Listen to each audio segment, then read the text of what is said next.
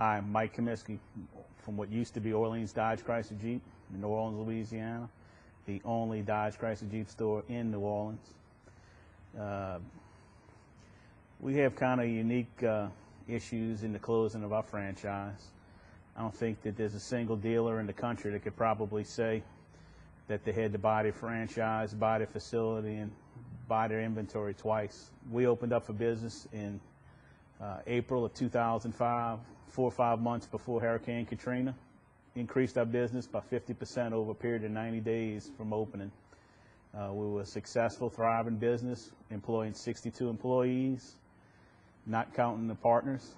You know, very good service business. We're a very good parts, wholesale and retail business here. We had quite a bit of fleet business as well with municipalities and the state government pre-Katrina. And here's where it starts getting tough. Post-Katrina, when you're supposed to be taking care of your family and doing normal business, we had to come back and shovel mud and dead fish out of our franchise. And while insurance companies are supposed to be taking care of you, they're raiding you like a bunch of criminals.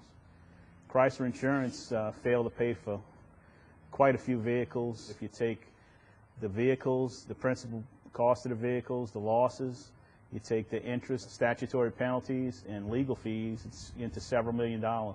All of our problems all arose from shortfalls and poor claims handling by Chrysler Insurance, a subsidiary of Chrysler Motors, a subsidiary of Chrysler Financial. You know, they're all one company when they want to be. When they don't want to be, they're all separate companies. We spent several $1 million post-Katrina trying to rebuild this business in a damaged market. I don't think that there's any way that you could possibly gauge what we went through in comparison to other dealers. He also has the very unique situation of having to reinvest these millions of dollars to put himself back in business. At the same time that wiped him out in his business, it wiped out all of his market. The people that used to be the people he sold to, many of those people are no longer there, and the ones that are have also suffered huge financial losses. This is a dealership that was completely underwater after Katrina. Since that time, they have had to wrestle like other businesses have with tremendous fights in getting their insurance settled. And certainly insurance doesn't come close to covering their losses. But in addition to that, they are dictated by the factory, Chrysler, in how they have to rebuild, how many square feet they have to have, how many stalls they have to have, how those stalls have to be equipped, how many cars they have to purchase. And that whole process had to cost millions of dollars. That is 100% the dealer's responsibility to pay because he owns all of that. And in one day, one decision that says, as of 30 days from today, you are no longer in business, and we're giving you nothing for the investment in your business, nothing for the several $100,000 worth of tools and equipment tools and parts inventories that you have. None of that. The first 2 years post-Katrina, our market basically consisted of 20% of what it was pre-Katrina. To subsidize our business that was struggling because, you know, the retail business was pretty much gone because the city was gone. You know, cars that we ordered, cars that we paid for, cars that we were paying floor plan on was sent to other dealers unaffected by the flood. Those cars were sold at other dealers where they got the money and the profits. Everybody replaced their cars. Post-Katrina, they all bought 2005 and early 2006 models. That puts the cycle here. We've got about a 29 to 30 month cycle on automobile replacement. You know, it means nobody's buying a car for 29 months. That might not be proper English, but that's the gist of it. Now, on top of all of this, we tried to settle all these disputes in the Motor Vehicle Commission with Chrysler Motors, Chrysler Financial, and Chrysler Insurance. We prepared documentation to try to settle this using common sense. We generated this book. Can't even tell you how many pages it is. Basically in preparation that if you had to go to court. We put forth a good argument as to show them the monies that they owed us. And all they just kept coming back is, pay us what you owe us. They just settled the score. They used the bankruptcy to close us down. There's no other way you can look at it. They don't want to settle, you know, the disputes where they owe you money, but they sure want the money you owe them.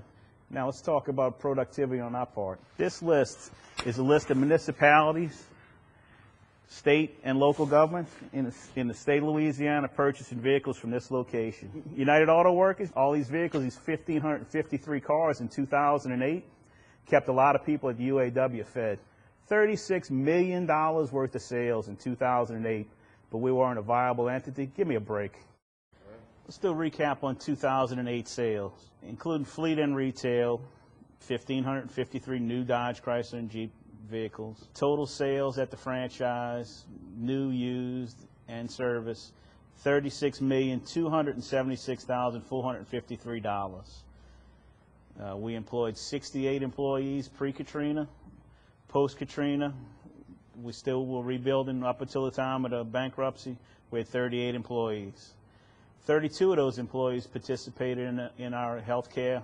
Our total payroll was pennies short of $2 million in the year 2008. Sales tax on vehicles, $2,800,000 in 2008. $171,283 in federal income tax withheld. State income tax, $50,050.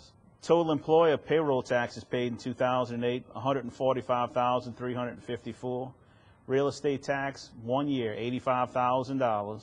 Total number of vendors that we did business with here was roughly 42, to the tune of $609,000 of business. The old Chrysler still owes the franchise, which we may never see, $53,863 in rebates that we've been told since a year ago that they were going to pay us. The insurance litigation that's still in effect against Chrysler Insurance, you know, we firmly believe that that's the only reason that we're short of cash. I don't think anybody could have did better under the circumstances. You know, we had to buy our company twice. We bought it once before Katrina, once after Katrina. It's a pretty emotional thing for us. You know, I got a partner that all of this made him sick. He had a heart attack, now he's a diabetic, you know. Former employees, 2 of which that used to work here, you know, before the bankruptcy, 2 of them have been evicted from their houses. Well, one from an apartment, one from a house. That's just the beginning of it.